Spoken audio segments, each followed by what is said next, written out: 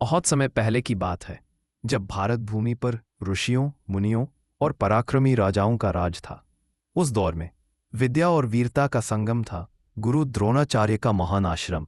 यह कोई साधारण पाठशाला नहीं थी, बल्कि एक ऐसा तपोवन था जहां से देश के सबसे श्रेष्ठ योद्धाओं का निर्माण होता था।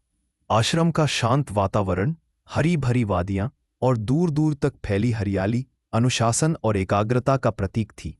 यहाँ न केवल धनुष बाण की टंकार गूंजती थी, बल्कि ज्ञान की गंगा भी अविरल बहती थी। कुरुवंश के सभी राजकुमार, पांडव और कौरव यहाँ गुरु द्रोण के सानिध्य में शिक्षा ग्रहण कर रहे थे। सुबह की पहली किरण फूटते ही आश्रम में चहल पहल शुरू हो जाती।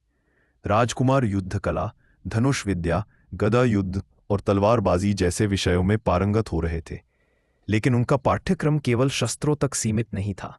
वे राजनीति के जटिल दाम पेच, अर्थशास्त्र के सिद्धांतों, गणित की गूढ़ पहेलियों, वेदों के मंत्रों, शास्त्रों के श्लोकों और अस्त्र विद्या के रहस्यों का भी गहन अध्ययन करते थे। प्रत्येक दिन का अभ्यास सूरज निकलने से बहुत पहले शुरू होता और सूर्यास्त के बाद ही समाप्त होता था, जब आसमान में तारे टिमटिमाने लगते थे। यह उनके कठोर अनुशासन और सीखने की ललक का प्रमाण था। इन राजकुमारों में थे धर्म के प्रतीक युधिष्ठिर, अपनी अद्भुत शक्ति के लिए जाने जाने वाले भीम, बुद्धिमान और सुंदर नकुल व सहदेव, और अहंकारी तथा ईर्ष्यालु दुर्योधन। हर कोई अपने अपने गुणों और स्वभाव के साथ आश्रम में शिक्षा ले रहा था। लेकिन इन सब के बीच एक ऐसा राजकुमार भी था जिसका नाम था अर्जुन। वह विशेष तो था, पर उसकी यह विशेषता अभी तक किसी को नहीं दिख रही थी, न उसके गुरुओं को, न उसके भाइयों को, और न ही खुद अर्जुन को। वह एक हीरा था जो अभी तक अपनी चमक बिखेरने के लिए सही समय का इंतजार कर रहा था। एक शाम, जब दिन भर के थका देने वाले अभ्यास के बाद सभी शिष्य रात्रि भोजन के लिए एकत्र हुए थे, आश्रम में एक अजीब सी शांति छाई हुई थी। सभी राजकुमार अपने अपने आसन पर बैठे मौन रहकर भोजन कर रहे थे। तभी अचानक आसमान में तेज गर्जना सुनाई दी। देखते ही देखते तेज हवाओं के साथ मूसलाधार बारिश शुरू हो गई। बिजली कड़कने लगी और पलक झपकते ही आश्रम में जल रही सभी दियों की लौ बुझ गई। चारों ओर घना भयानक अंधकार छा गया। ऐसा लगा मानो प्रकृति भी अपनी शक्ति का प्रदर्शन कर रही हो। लेकिन आश्चर्य की बात यह थी कि उस घोर अंधकार में भी किसी ने भोजन करना नहीं रोका। गुरु द्रोण के शिष्य थे वे। अनुशासन और एकाग्रता उनके रग रग में थी। सबने शांति से अपना भोजन जारी रखा।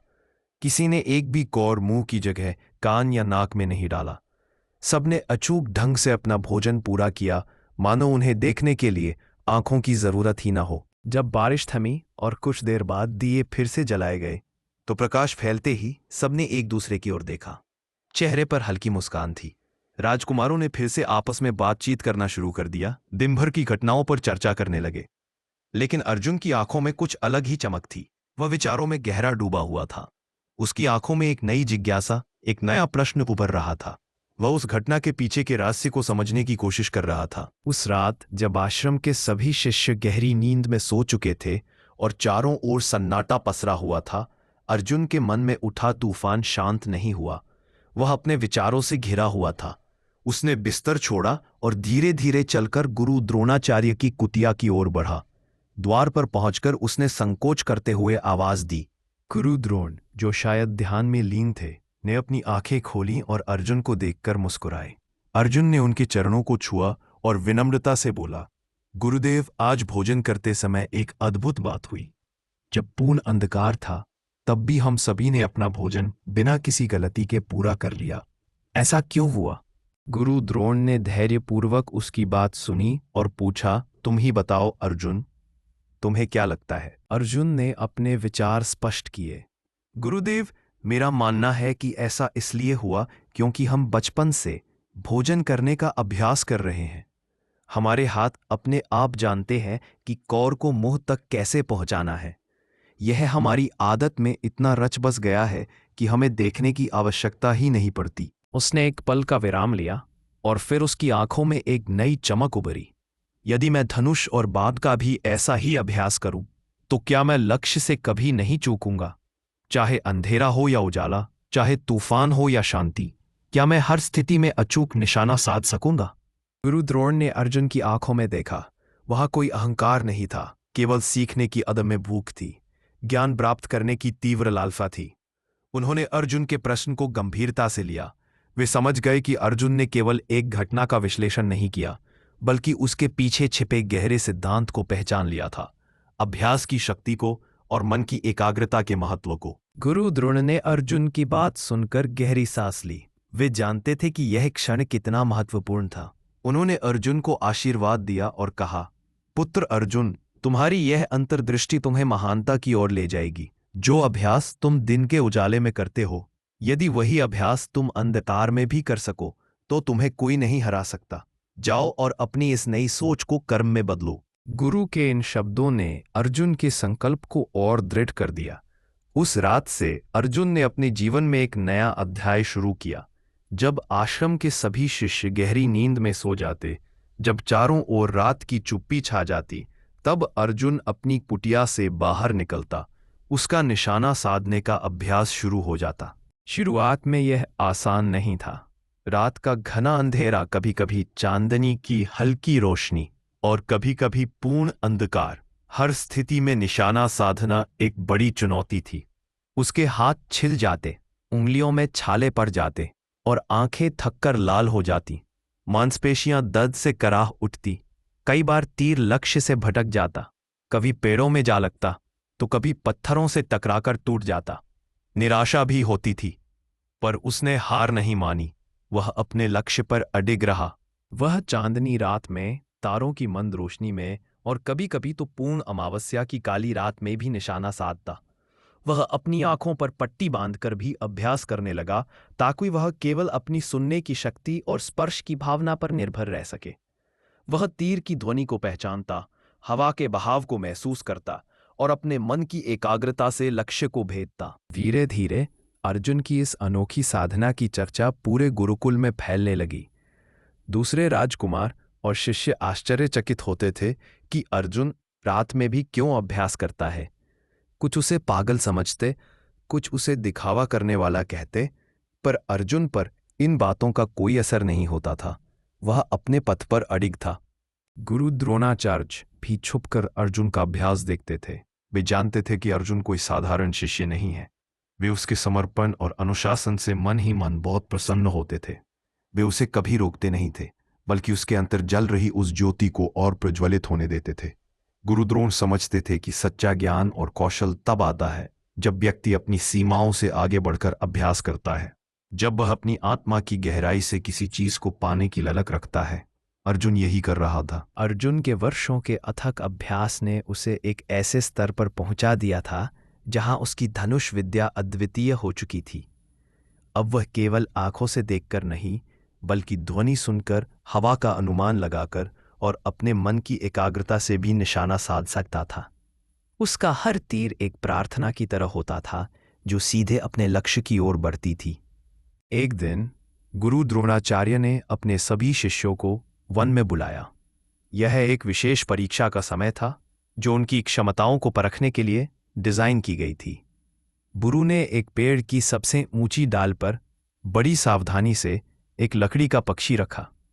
वह पक्षी छोटा था और उसकी आंख एक छोटे से बिंदु के समान थी, जिसे भेदना अत्यंत कठिन था। गुरु द्रोण ने सभी शिष्यों को बारी बारी से बुलाया और उन्हें निशाना साधने से पहले एक ही प्रश्न पूछा, तुम्हें क्या दिख रहा है? सबसे पहले धर्मनिष्ठ युधिष्ठिर की बारी आई। उन्होंने धनुष उठाया और कहा, गुरुदेव, मुझे पेड़ दिख रहा है, उसकी शाखाएं दिख रही हैं और उन पर बैठा यह पक्षी भी दिख रहा है। गुरु द्रोण ने उन्हें निशाना साधने से रोक दिया। फिर नकुल और सहदेव आए। उन्होंने भी लगभग वैसा ही जवाब दिया, हमें शाखा और पक्षी दिख रहे हैं। उन्हें भी निशाना साधने की अनुमति नहीं मिली। शक्तिशाली भीम आए और बोले, गुरुदेव, मुझे तो ये पूरा जंगल, पेड़, पक्षी और मेरे सामने खड़े आप सब भी दिख रहे हैं। गुरु द्रोण मुस्कुराए, पर उन्हें भी मना कर दिया। अभिमानी दुर्योधन की बारी आई। उसने गर्व से कहा, मुझे यह पूरा दृश्य दिख रहा है और मैं इस पक्षी को एक ही तीर से गिरा दूंगा। पर गुरु ने उसे भी अनुमति नहीं दी। अब बारी आई अर्जुन की। अर्जुन शांति से आगे बढ़ा। उसने धनुष उठाया, प्रत्यंचा चढ़ाई और अपनी आंखें लक्ष्य पर केंद्रित की। उसकी सांसें धीमी और नियंत्रित थीं, गुरु द्रोण ने वही प्रश्न पूछा, अर्जुन तुम्हें क्या दिख रहा है? अर्जुन ने बिना एक पल की भी झिझक के अपनी आवाज में पूर्ण विश्वास के साथ कहा, मुझे केवल पक्षी की आंख दिख रही है और कुछ नहीं। न पेड़, न शाखा, न आसमान, न आप, न मेरे भाई। मुझे केवल वह छोटी सी पक्षी की आंख दिख रही है। अर्जुन के इस उत्तर को सुनकर गुरु द्रोणाचार्य के चेहरे पर एक मंद मुस्कान आ गई। उनकी आंखें गर्व से चमक उठी। उन्होंने सोचा, यही तो है सच्चा एकाग्रता, यही तो है मेरे वर्षों के तप का फल। गुरु द्रोण ने अर्जुन को अनुमति दी।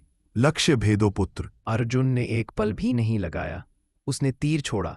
छन की ध्वनि के साथ तीर सीधा पक्षी की आंख में जा लगा और लकड़ी का पक्षी नीचे आ गिरा। आश्रम में मौजूद सभी राजकुमार और शिष्य इस अद्भुत दृश्य को देखकर चकित रह गए। उन्होंने तालियां बजाईं और अर्जुन की प्रशंसा की। गुरु द्रोणाचार्य ने अर्जुन के कंधे पर हाथ रखा और बोले, इसीलिए अर्जुन अर्जुन है। तुम्हारी ये एकाग्रता, तुम्हारा यह समर्पण और तुम्हारी यह अंतर्दृष्टि तुम्हें दूसरों से अलग बनाती है। वर्षों बाद अर्जुन वही बना जो वह बनने योग्य था, दुनिया का सबसे महान धनुर्धर। वह एक ऐसा योद्धा बना जिसने देवताओं से आशीर्वाद पाए योद्धाओं को और असुरों से प्रशिक्षित शूरवीरों को भी युद्ध भूमि में धूल चटाई। कुरुक्षेत्र के युद्ध में वह कृष्ण के सारथित्व में एक अजय योद्धा के रूप में उभरा, जिसने धर्म की स्थापना में महत्वपूर्ण भूमिका निभाई। लेकिन उसकी इस महान सफलता की शुरुआत किसी बड़े युद्ध से नहीं हुई थी, बल्कि अंधेरे में खाए गए एक साधारण भोजन से हुई थी।